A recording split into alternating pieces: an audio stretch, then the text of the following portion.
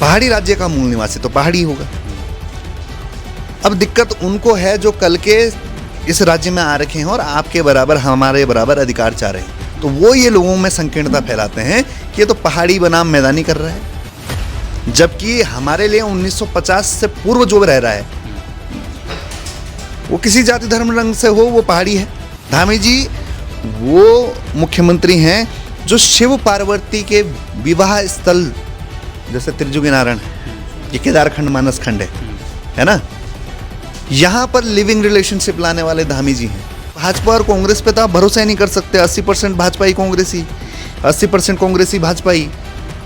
अब हिंदू चाहे खतरे में हो या ना हो, चाहे मुस्लिम खतरे में हो या ना हो, पर इस राज्य का मूल निवासी, इस राज्य का पहाड़ी, उसका अस्तित्व, उसकी भाषा, उसकी संस्कृति, उसके अधिकार खतरे में है, उसकी जल जंगल जमीन जो है खतरे में है। इतना सब जानते हुए भी अगर आपकी आत्मा नहीं जागी तो फिर क्या बोल सकते हैं। आने वाली पीढ़ियों के लिए आप ही लोग जिम्मेदार रहेंगे।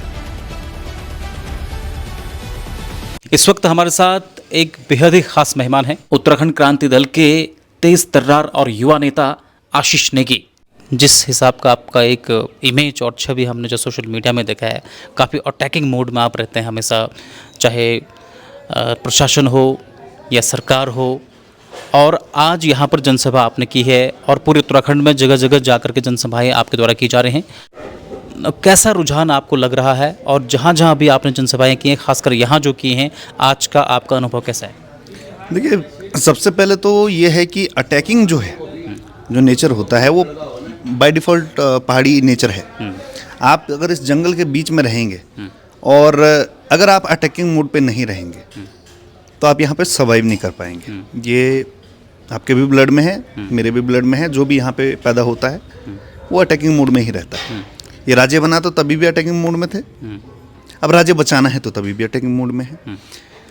लगातार हम कुमाऊं भ्रमण पे हैं, कुमाऊं क्रांति संवाद यात्रा पे हैं, जहाँ पे हम ये देख रहे हैं कि बहुत स्वीकार्यता जो है समाज में उत्तराखंड क्रांति दल के लिए बन गई है। क्योंकि गदरपुर से हमने शुरू किया था रुद्रपुर तक, रुद्रपुर से फिर हम आगे बढ़े रामनगर हल्द्वानी की तरफ, उसके बाद अल्मोड़ा, बागेश्वर, बागेश्वर से गंगोली हाट होते हुए पिथौरागढ़ पहुँचे हैं। और क्योंकि राज्य आंदोलन में कि पुरोधा अगर मैं बोलूँगा तो काशी सिंह गिरी जी इसी भूमि से आते हैं और यहाँ के लोगों का बहुत बड़ा योगदान उत्तराखंड बनाने में रहा है, गंगोली हाट में रहा है। और अगर पहले चुनाव की बात की जाए तो हमने 25 सीटों पे प्रभाव डाला था, उसमें कई सीट जो है वो कुमाऊं रीजन की थी। तो ये बोलना गलत नहीं होगा कि कुमाऊं गढ़ रहा है ये उपक्रांत का। तो स्वीकार्यता जो है वो समाज में बढ़ रही है और युवाओं में एक जोश, युवाओं में एक उम्मीद जो है वो दिख रही है कि ये राज्य जो है बच सकता है उत्तराखंड क्रांति दल के माध्यम से। जब से आप और आशुतोष नेगी ने जब एंट्री मारी यहाँ पर इस जो है दल में, उसके बाद से अब जो है उत्तराखंड क्रांति दल पूरे उत्तराखंड में सक्रिय मोड पर आ गई है। इस हिसाब से आजकल युवा जुड़ रहे हैं, स्पेशली आपको देख करके, उसको लेके क्या कहेंगे? देखिए, युवाओं का जुड़ना स्वाभाविक है। आज तक विचार समझाया है नहीं गया, हमारे नारे पहुँचे पर उसका मतलब नहीं पहुँचा। हमारा जो मैसेज जो है वो नहीं कन्वे हो पा रहा था युवाओं तक। नारे पहुँच रहे थे, उनका अर्थ नहीं पहुँच रहा था।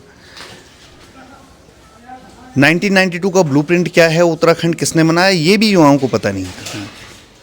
अब जो जितने डिजिटल मीडिया के आज पत्रकार हैं उनके माध्यम से हम बूथ बूथ तक पहुंच चुके हैं। हमारा विचार, हमारे मुद्दे पहुंच चुके हैं। हमने उत्तराखंड क्यों बनाया वो पहुंच चुका है। हमने हमारा ब्लूप्रिंट क्या है उत्तराखंड के लिए वो पहुंच चुका है। इस पिथौरागढ़ को हम कमिश्नरी बनाना चाहते थे और कमिश्नरी जिसको हम बनाना चाहते थे वहाँ पे आप हालात देखिए किस तरह के। अस्पताल आपके पास अच्छे नहीं हैं। आपके लिए तो राजधानी दिल्ली जो है नज़दीक पड़ती है, देहरादून आपको दूर पड़ता है। तो ये समझना कि गैरसैंण और इस उत्तराखंड के पीछे एक साइंटिफिक विजन था। एक साइंटिस्ट की पार्टी से हम लोग बिलोंग करते हैं, डीडी पंत, जिनका न केवल उत्तराखंड बनाने में योगदान है बल्कि फोटोन की लेगेसी से जुड़ा हुआ दल अगर कोई है पूरे विश्व में तो वो उत्तराखंड क्रांति दल है। फोटोन पे जो है खोजा आइंस्टाइन ने और फोटोन के व्यवहार पे रिसर्च की 1928 में रमन, सीवी रमन, और सीवी रमन के साथ पंत जी थे, और एक रमन पंत इफेक्ट जो है वो आप पढ़ सकते हैं, और एक पंत रे जो उनके नाम से है। तो हमारा तो फोटोन के व्यवहार में तो इतनी बड़ी लेगेसी हम लोग कैरी कर रहे हैं। हमने जब एक साइंटिस्ट ने जब पार्टी बनाई तो उसका विजन क्या साइंटिफिक रहा। आज उत्तराखंड की स्थिति ऐसी हो रखी है जैसे हाथ में सोने का कटोरा लिया हुआ है और भीख मांग रहे हैं उससे। अपने संसाधनों का पता नहीं है कि हमें हमारे राज्य में क्या क्या संसाधन है, इस राज्य में क्या क्या काम हो सकता है, बहुत सारी चीजें। एक एक वनस्पति, हमारा पानी में कितना योगदान है, हमारी जो नदियां हैं उसमें 36,000 मेगावाट की कैपेसिटी का करंट है। करंट सिनेरियो में इस समय की जो गवर्नमेंट है वो 4 से 5,000 मेगावाट जो है उसका इस्तेमाल कर रही है। उसमें भी एक बड़ा श्रेय जो है वो ले जाती है यूपी, क्योंकि हमारी नदियों पे अधिकार आज भी यूपी का है। तो वो राज्य है ही नहीं जो हमने मांगा था। हमने तो जल जंगल जमीन पे अधिकार मांगा था। मुझे हैरत होती है कि हम देखते हैं कि इतना प्लास्टिक की बोतल्स में पानी बिक रहा है, वो भी हमारा है। उससे पानी से रेवेन्यू जनरेट हो सकता था, जो ये बागवानी है इससे रेवेन्यू जनरेट हो सकता था। इतने संसाधन होने के बावजूद भी अगर कोई राज्य जो है बर्बाद हुआ है और वहाँ का मूल निवासी पलायन किया किसी ने, तो वो उत्तराखंड है। और जिसने राज्य बनाया उसको कभी सत्ता में नहीं आना दिया। आज बोला जाता है कि हिमाचल मॉडल पे उत्तराखंड को जो है डेवलप करेंगे। भाई वो हिमाचल मॉडल किसने बनाया? वो भी डीडी पंत जी ने बनाया। वाईएस परमार जो हिमाचल के पहले मुख्यमंत्री रहे, जिन्होंने बोला, जिन्होंने हिमाचल को चकबंदी, हिमाचल को कृषि नीति, जितना भी डेवलपमेंट और जितना भी कानून व्यवस्था आप देख रहे हैं हिमाचल में, जो वाईएस परमार जी ने लागू की, उसमें जो है सहभागिता निभा रहे थे कौन? डीडी पंत जी। तो हिमाचल की तर्ज पे तो तभी बनेगा ना उत्तराखंड, जब उसी विचार की पार्टी जो है वो सत्ता में आएगी, वो नीति निर्धारण करेगी। लेकिन आएगी कैसे? देखिए आएगी कैसे, नहीं आएगी तो बर्बाद होंगे आप और हम। आखिरी पीढ़ी हैं फिर गढ़वाली कुमाऊनियों की। जौनसारी, भोटिया, बोक्शा, जितने भी हम यहाँ के मूल निवासी 64 लाख लोग जिनके लिए राज्य बना था, 64 लाख में से 25 लाख लोगों ने पलायन किया, और आपकी संख्या जो है 1.5 करोड़ है इस समय। कौन है मूल निवासी? कितना परसेंटेज है आज प्रदेश में? डेमोग्राफी कैसे चेंज हुई? किसने की? षड्यंत्र के तहत, जैसे कश्मीरी पंडितों के साथ हुआ। संगठित नहीं रहे ना, ठीक वैसे ही जो है उत्तराखंड के पहाड़ियों के साथ हो रहा है। उत्तराखंड के जो मूल निवासी हैं जिनको तो क्या ये आप अपने जितने भी जो आपके मैसेज हैं तो जन जन तक कैसे कन्वे आपके द्वारा किया जा रहा है? देखिए ऐसा है कि मैं पहाड़ के कंदराओं में भी गया हूँ। आप मेरे साथ चलिएगा, कोई ऐसा क्षेत्र नहीं जहाँ इस समय यूकेडी को स्वीकार्यता नहीं होगी और कोई हमसे परिचित ना हो, ऐसा नहीं मिल रहा है इस समय। हम पूरे कुमाऊं दौरे पे रहे, हर जगह जहाँ पे भी हम रुके वहाँ पे लोगों ने पहचाना है ना, और एक स्वीकार्यता जो मैं देख पा रहा हूँ। अब चुनाव जो है वो है बूथ मैनेजमेंट का खेल। 11,524 या कुछ समथिंग जो है वो बूथ हैं उत्तराखंड में। उन बूथ पे हमें एक एक युवा चाहिए। अब मेरे हिसाब से कोई बड़ी बात नहीं है, कहीं आपने भागा दौड़ी नहीं करनी है और अपने बूथ की जिम्मेदारी स्वयं लेनी है कि मैंने उत्तराखंड क्रांति दल को आगे रखना है अपने बूथ से। और सत्ता आपके हाथ में, सत्ता आपके हाथ में, तो बनाइए नीति, निर्धारण करिए कौन इस प्रदेश में रहेगा नहीं रहेगा, राजधानी कहाँ होगी नहीं होगी, कमिश्नरी कहाँ बनेगी नहीं बनेगी। इतनी बड़ी सुप्रीम पावर आप बन सकते हैं, उसके बावजूद आप अगर चपरासी बनना पसंद कर रहे हैं, उसके बावजूद आप जो है पत्थर फोड़ना 250 रुपये मनरेगा में पसंद कर रहे हैं, तो आपकी चॉइस है ना फिर। लेकिन आपके सामने जिस तरह से दो बिल्कुल मजबूत पार्टी हैं, भाजपा और कांग्रेस, इनके लिए क्या स्ट्रेटजी? मजबूत पहले क्लियर करना चाहिए, किस चीज़ में मजबूत? संसाधनों में। क्या संसाधन? शराब, क्या संसाधन? पैसे। लेकिन आफ्टर ऑल जो है कि उनके पास है ना, जो नंबर तो है। हाँ, नंबर भी तो तब हैं। मैं कह रहा हूँ आप जिस दिन शराब और ढोलक चिमटे में कोई मतदान नहीं करेगा तो वो मतदान सीधा यूकेडी की तरफ आएगा। तो इस चीज़ को समझ पा रहे हैं लोग अभी? जहाँ जहाँ भाई अब जिसका परिवार उसके साथ नहीं रह रहा है, उत्तराखंड के पहाड़ी के सबसे आम सपने हैं। वो 10-12 हज़ार की नौकरी ढूंढता है, वो बोलता है मैं अपने घर से बाहर नहीं जाना चाहता, मेरे को अस्पताल में इलाज मिल जाए, मेरे बच्चों को शिक्षा मिल जाए, इससे ज़्यादा कुछ नहीं मांग रहे आप लोग।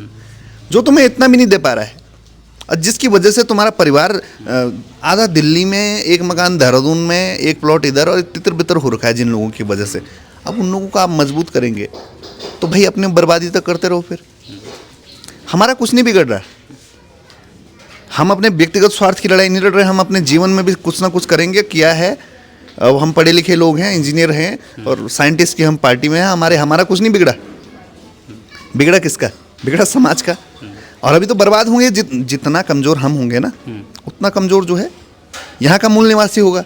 अब मूल निवासी तक संदेश पहुँच चुका है, वो तय करेगा उसको क्या पसंद है। आप पर यह भी कहा जाता है कि आप जो है कि पहाड़ वर्सेस मैदान आपके द्वारा किया जाता है, इसको लेके कहेंगे आप?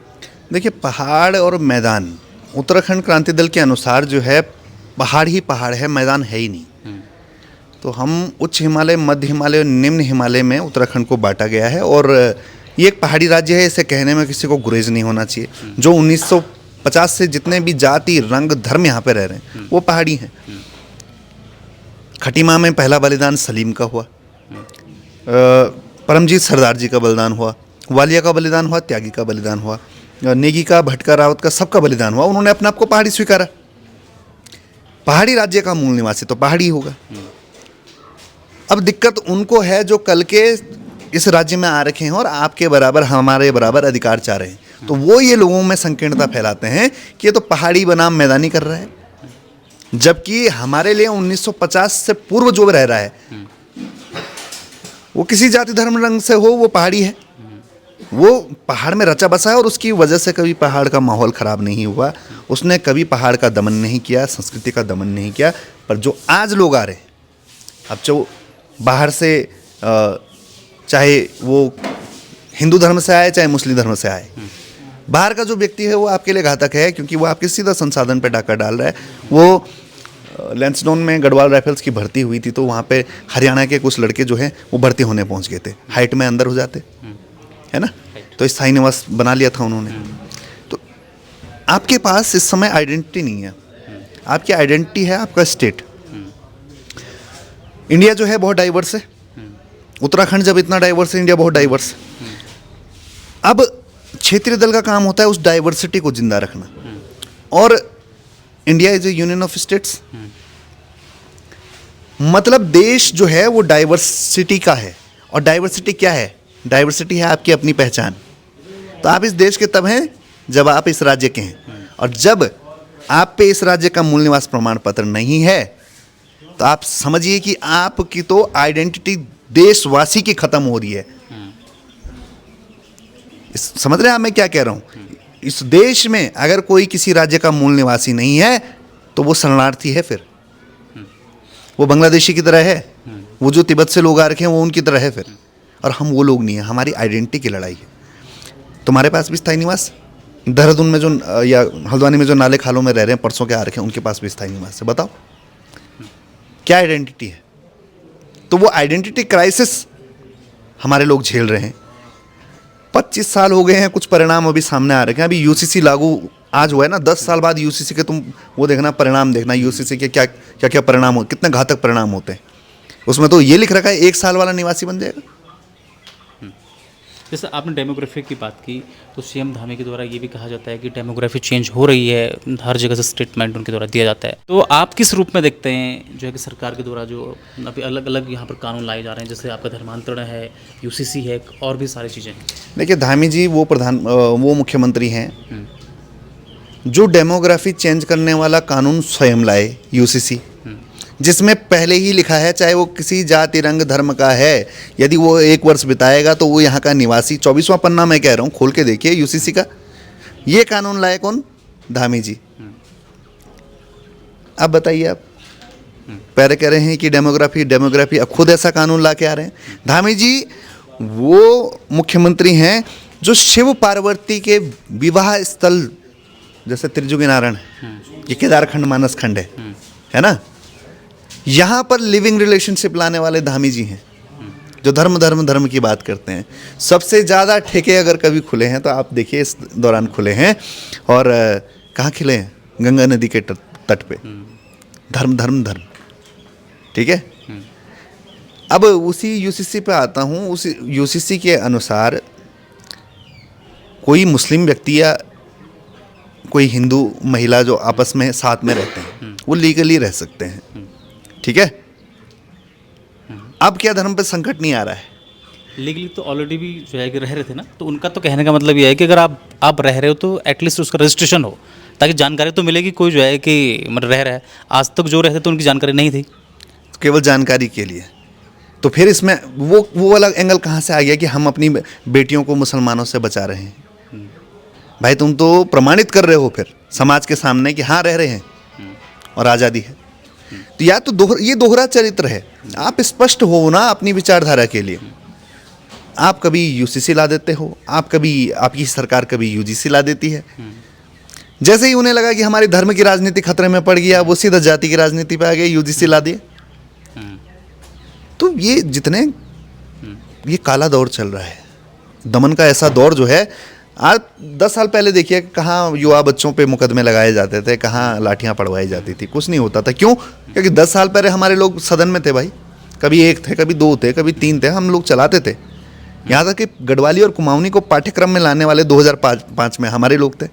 2005 में ही क्यों हुई गढ़वाली कुमाऊनी पाठ्यक्रम में आ गई थी, गढ़वाली कविताएं, कुमाऊनी कविताएं। क्या एजेंडे आप लोगों के रहेंगे यूकेडी का? जितने भी तमाम दर्शक या युवा इस कार्यक्रम को देख रहे हैं पूरे उत्तराखंड के, क्या कुछ आपकी तरफ से एजेंडे होंगे? देखिए, इस प्रदेश के लिए कुछ बोल्ड डिसीजंस लेने पड़ेंगे और इस प्रदेश के बुनियादी मुद्दे जो हैं वो हल नहीं हुए हैं।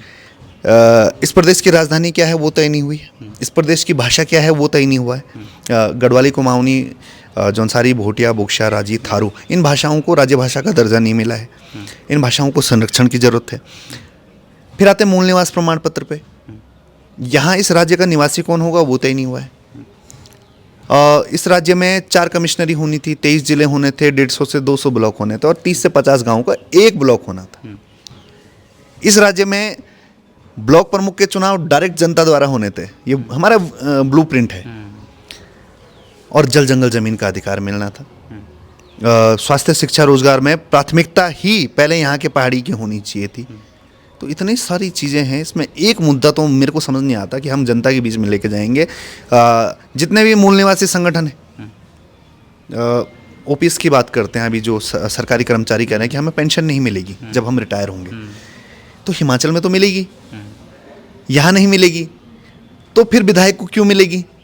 विधायक को कैसे मिल रही है? मुख्यमंत्री को कैसे मिल रही है? विधायक को तो 2-2, 3-3 बार की पेंशन मिल रही है। तो जो जीवन भर सेवा दे रहा है सरकारी कर्मचारी, उसको क्यों नहीं? आशा, आंगनबाड़ी, कोविड संगठन, उपनल संगठन, पीआरडी संगठन, होमगार्ड संगठन, इन सारे संगठनों का शोषण करके रखा हुआ है। वो जल संस्थान वाले बेचारे 10-10 हज़ार में जॉब कर रहे हैं। देखा जाए ना, अगर संगठन के अंदर ये सारे वो हैं जिनके लिए ये राज्य बना था, वो मूल निवासी, तो ये मूल निवासियों को प्रताड़ित करने पे लगे हुए हैं। जो संसाधन है वो बाहर के लोगों के हाथ में देने पे लगे हुए हैं। तो इनका समर्थन जो आपको इस बार बिल्कुल, अगर ये देखिए, हम अपने लिए नहीं हैं। जितने ये संगठन हैं ये चाहते हैं कि बदलाव हो, तो वो आना पड़ेगा उनको। क्योंकि भाजपा और कांग्रेस पे तो आप भरोसा ही नहीं कर सकते। 80% भाजपाई कांग्रेसी, 80% कांग्रेसी भाजपाई, तो इन पे तो नहीं किया जा सकता ना। जो 25 साल में राजधानी का मसला नहीं हल कर पाए, हम तो पहली कैबिनेट में तय करेंगे। ये जितनी सारी चीज़ें, सारे बिंदु, हमने तो राज्य को बनाया था, एक खाका दे के जाएंगे और उसके बाद जनता की मर्जी, ठीक है नहीं है, पर एक मौका तो मांगेंगे जनता से। चलिए, तो इस बार मौका मिलने के चांसेस हैं? बिल्कुल, निश्चित। तो कैसा लग रहा है इस वक्त माहौल? देखिए, युवा जाग चुका है हर जगह से। अभी तक मैं बोलूँ डिजिटली हमने मतलब 3500 बूथों से सदस्यता करवा ली है। थोड़ा थोड़ा जैसे अब ये भ्रमण पे करीबन हमारे हज़ारों लोगों से संवाद हुआ है इस तरह से। तो मैं ज़्यादा बड़ी बात नहीं मानता हूँ इस प्रदेश में सत्ता लाना, क्योंकि ये एक मैनेजमेंट का खेल है, केवल बूथ मैनेजमेंट। बूथ पे जिसने काम कर लिया, एजेंट जिसके रहे, जिसने अपने घर परिवार को समझा दिया, परिवर्तन बहुत आसान है, बहुत आसान है। वो तब मुश्किल लगता है जब एक अकेला व्यक्ति करने की कोशिश करता है, पर जब सामूहिक प्रयास किए जाएं तो कुछ भी हो सकता है। ये राज्य बन सकता है तो सत्ता भी बन सकती है। अच्छा, आखिरी संदेश जितने युवा देख रहे हैं उत्तराखंड वासियों से, खासकर हमारे जनपद वासियों से, क्या कुछ कहेंगे आप? बस यही भाई, देखो, ये राज्य मेरा नहीं है केवल, ये राज्य आपका है, आपकी भी जिम्मेदारी है। राज्य नहीं रहेगा तो अस्तित्व नहीं रहेगा, राज्य नहीं रहेगा तो तुम इस देश के भी नहीं कहलाओगे। तो इस राज्य में तुम्हारी आइडेंटिटी खतरे में है। अब हिंदू चाहे खतरे में हो या ना हो, चाहे मुस्लिम खतरे में हो या ना हो, पर इस राज्य का मूल निवासी, इस राज्य का पहाड़ी, उसका अस्तित्व, उसकी भाषा, उसकी संस्कृति, उसके अधिकार खतरे में है, उसके जल जंगल ज़मीन जो है खतरे में है।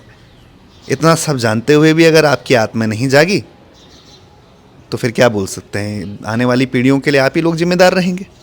हम तो अपना प्रयास कर रहे हैं, देखो अब आपकी बारी। चलिए, बहुत बहुत शुक्रिया। सनफ्लावर पीएमएम पब्लिक स्कूल बिण पिथौरागढ़, जहां अनुशासन, शिक्षा और सर्वांगीण विकास का संगम। शिक्षा केवल किताबी ज्ञान तक सीमित नहीं, आधुनिक स्मार्ट क्लासरूम के माध्यम से दिलचस्प और प्रभावी शिक्षा, पढ़ाई के साथ साथ हुनर भी, अपनी प्रतिभा निखारने का पूरा मौका। अनुभवी शिक्षकों द्वारा हर बच्चे पर खास नजर। अपने बच्चों की बेहतर कल की शुरुआत करें सनफ्लावर पीएमएम पब्लिक स्कूल बिण पिथौरागढ़ से। खबरों में बने रहने के लिए न्यूज़ पीटीएस टीवी को सब्सक्राइब करें और बेल आइकन दबाएं, और साथ ही फेसबुक पर न्यूज़ पीटीएस टीवी पेज को लाइक या फॉलो करें।